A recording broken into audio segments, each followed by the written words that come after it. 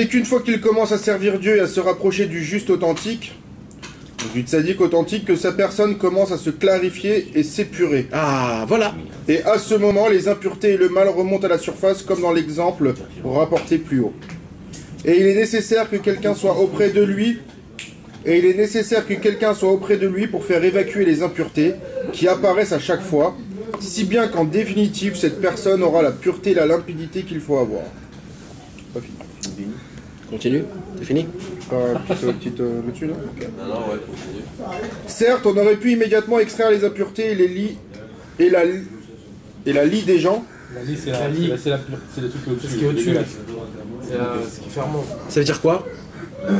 C'est les impuretés. Les impuretés, c'est pareil. Ce qui est au-dessus, ouais. Ok. C'est l'impureté. Certes, on aurait pu immédiatement extraire les impuretés des gens qui, initialement attachés au monde matériel, se sont rapprochés de Dieu. Mais il y a un inconvénient à cela, car pour extraire la lie, il extraira inévitablement avec elle la partie saine de leur esprit, étant donné que le mal et le bien sont amalgamés. C'est ce qui explique pourquoi il est nécessaire de prendre patience. Patience. Pour pouvoir se purifier petit à petit. Voilà. Ça se passe pas en 2 jours, ni en 1 mois. C'est aussi parce que si tu vas trop vite, le bien que t'enlèves en réalité, le mal t'enlèves, il est mélangé avec le bien, donc t'enlèves du bien. Exact. Ça s'appelle le ribouillor. C'est quelqu'un qui se tue pour se lever Chatzot. Il va tout faire pour se lever Chatzot. Il va se lever Chatzot. Il va avoir mal à la tête. Il va s'embrouiller avec sa femme. Il va être coléreux. Il va être pas bien. Là, qu'est-ce que t'as fait? T'as voulu trop faire les choses trop vite et de ta manière à toi.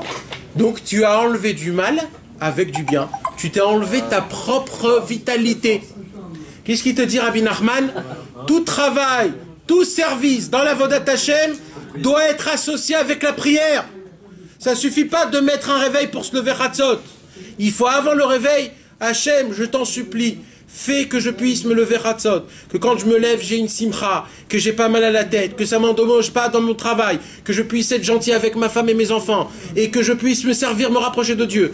Le matin pareil, le mikvé pareil, les tfilines pareil, le shabbat pareil. Tout ce que tu fais avec le service de Dieu doit être associé avec une demande à Hachem. Hachem, je te demande la permission. Fais que je puisse faire un bon Shabbat. Un Shabbat avec la joie. Un Shabbat avec l'abondance. Que tout, on doit tout faire et avec une association de prière.